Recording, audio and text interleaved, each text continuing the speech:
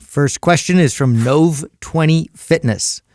What's the best way to work out your triceps? Tricep training. You know, I read an article when I was a kid that was really instrumental in my workouts, and it said that the triceps make up 2/3 of the arm mass of the arm, right? Because the biceps get all the glory, but you want like impressive looking arms, you got to develop your triceps. That's where the real meat is. That's true, 100%. All right, so tricep training. You know, one thing that I learned a long time ago that I've always applied, and it definitely works, and I worked it with my clients, and biomechanically speaking, it makes perfect sense, is what you really want to pay attention to with tricep exercises has nothing to do with the grip that you're using on the handles, but rather the position of the elbow.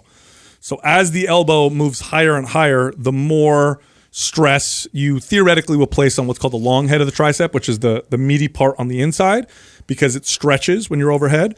So overhead tricep extension is more of that. You'll get more of the lateral head as they're in front of you. But nonetheless, the elbow position is really what's important. So whatever exercises you pick, make sure you have some where your elbows are next to your body, some where they're in front of your body, and then some where they're, you know, your elbows overhead. So I'm gonna give something that I think is gonna be controversial a little bit, because I do know there's quite a few people in the space that disagree with this.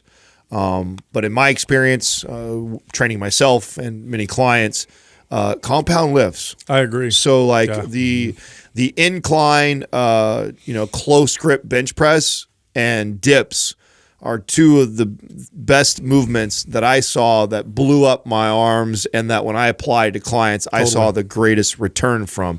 Now, like I said, people in the space will argue that either isolation exercises are much better and you get more tricep activation in those type of movements. I don't know if it's attributed to the load, because obviously I got to a place where I could I could incline close grip bench press 225 plus, which I ain't doing nothing with 225 for triceps anywhere else. I can't skull crush that. I can't overhead extend that. I can't tricep kick back that, cable push down that. But I can definitely bench that, and I can fight my elbows in, so it's a lot of the triceps carrying the load. And that blew my triceps up. That, and then weighted dips, getting to, and again, what other tricep exercise? So to me, it must have something to do with the load, and then maybe the CNS adaptation that I'm getting from doing a compound lift like that. So those two things. I agree. It's the same reason why you'll get better quad development from a squat than you will from a leg extension. It's the same stuff is happening. I 100% agree. Close grip bench presses, I went through a period of time. Now, my triceps it was one of the body parts on me that developed easily. It's one of the only body parts on me that developed easily. Nonetheless, I still focused on them because I wanted to have, good looking arms. And it was close grip bench presses that did it more than anything. And there was a period of time where I progressed it like you would progress a bench press. So it's like, okay, can I get stronger? Now, here's the thing that I learned.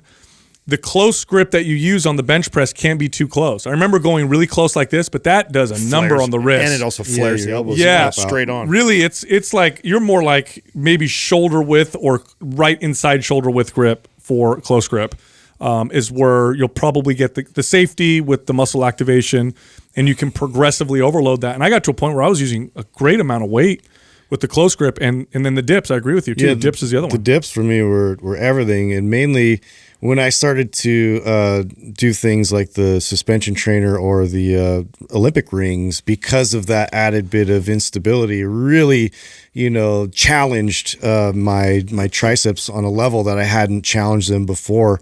It just really sparked all new growth. So I think sometimes it's just like unlocking, that one piece that's been missing in your training. I also noticed a big difference talking about dips with body weight with added weight compared to machine dips, because I did machine dips forever. Yeah. I didn't do body weight dips till way later. It was something that Isn't that funny? It's like it should be the same, but it's not at all. No, it wasn't. It's like lat pull down versus pull-ups. Totally different. And I got really strong at machine. In fact, I used to have to stack another plate on the thing. Have someone hold your shoulders down. Dude, I had someone stand. I really did tricep dips like that forever, and got really good at machine tricep dips, and done all of them, the hoist ones and all the different machines and from different angles, and got really strong.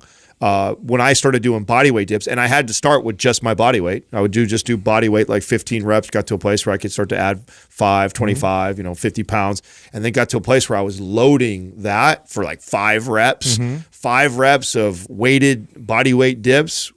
I saw major leaps in my triceps. Now here's a superset. If you ever want to do a pre-exhaust superset for triceps, and it's pretty gnarly, is you do a rope press down immediately to either dips or a close grip bench press.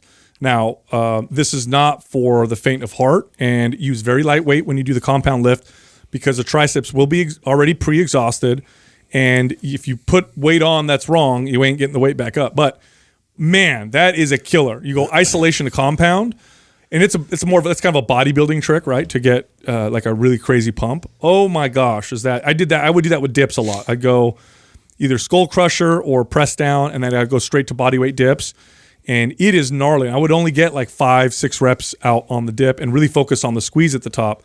But yeah, I agree. Those compound lifts, like nothing will develop the triceps, just again through experience, like those exercises. And there's a lot of controversy around that. There is. There's a lot of our smart friends in the space that are not pro that at all. You know what it is the more muscle you have and the more experienced you are, the more you can get away with doing isolation movements and developing those muscles. You know what I'm saying? Yeah. Like, now after I have developed You've already built a really huge base to work with. Yeah, and again, like the studies show, you have to do way less volume and intensity to keep muscle. So I think what happens is people get really advanced, they build a lot of muscle, and they did it through compound lifts, and they did it through and then once they're at that level, then they start throwing in this other stuff, and they think, oh, this is what works. Yeah. But I think that's only works that way because you've built that solid base to begin with. Yeah. So most people watching this are not in that situation. I also think that they overvalue the whole muscle activation research that's out there. Because there's a lot of research out there that support the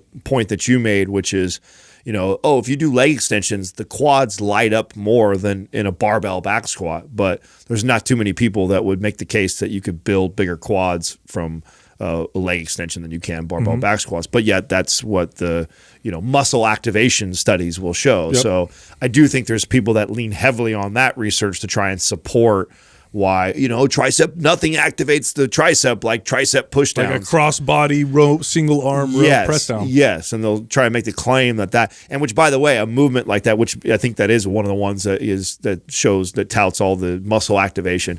You can't do very much weight at all on that. It's very, very minimal weight, and weight isn't everything. And the only way to there's value to it, but you're going to compare that to a close grip bench press or a dip? Of 225 no pounds. Way. Like no, there's going to beef those arms up a lot more.